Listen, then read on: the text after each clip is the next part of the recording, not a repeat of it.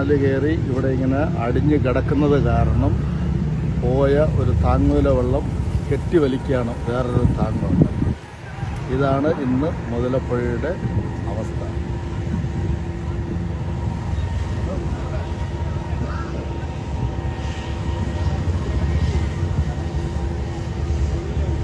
നോക്കുക, കെട്ടിവലിക്കുന്നതാണ്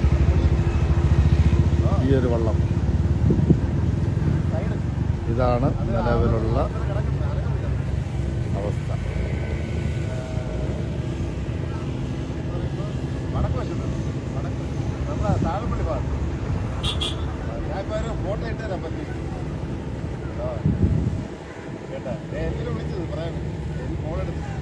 ഇതാണ് അവസ്ഥ. മണൽ കയറി വെള്ളമൊന്നും പോകുന്നില്ല.